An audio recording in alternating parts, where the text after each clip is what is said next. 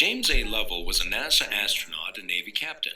He is most known for being the commander of the Apollo 13 mission, which suffered a critical failure on its way to the moon. Apollo 13 was brought back safely to Earth by the efforts of the crew and mission control. Lovell was born in Cleveland, Ohio. He grew up in Milwaukee, Wisconsin, and went on to attend the University of Wisconsin and then on to the United States Naval Academy. After graduating, he entered the Navy and married his wife, Marilyn. They had 4 children. Lovell took a 6-month test pilot training course and finished first in his class. He was selected as a backup commander of the Gemini 9 and then commanded the Gemini 12. As of 1966, he had spent the most time in space than any other human. Lovell was selected to command the Apollo 13 mission. They were to go to the moon to collect samples to bring back to Earth. On April 11, 1970, Lovell, Jack Swigert, and Fred Hayes launched from the Kennedy Space Center. 2 days later, while on their journey to the moon, there was a malfunction in the cryogenic oxygen tank. This caused the other tank to leak, and the astronauts had to come home early and not be able to land on the moon. Their return home has always been known as an incredible feat. Space travel was still a new frontier, yet the crew and mission control were still able to use their knowledge of flight and technology to get back to Earth. Sadly, Lovell never made it to the moon. In 1973, he retired from the Navy and the space program. He went on to work in high-power positions in the telephone industry. Lovell later wrote a book about his Apollo 13 journey, and it was later made into a movie.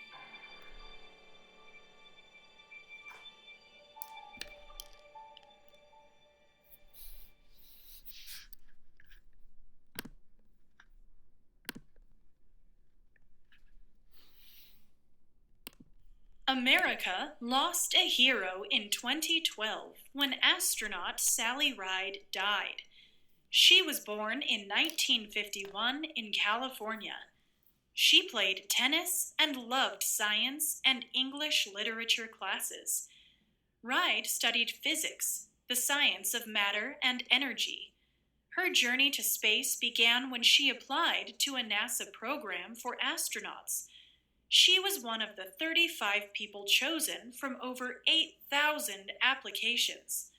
Ride worked hard in the training program and helped design the robotic arm on the space shuttle.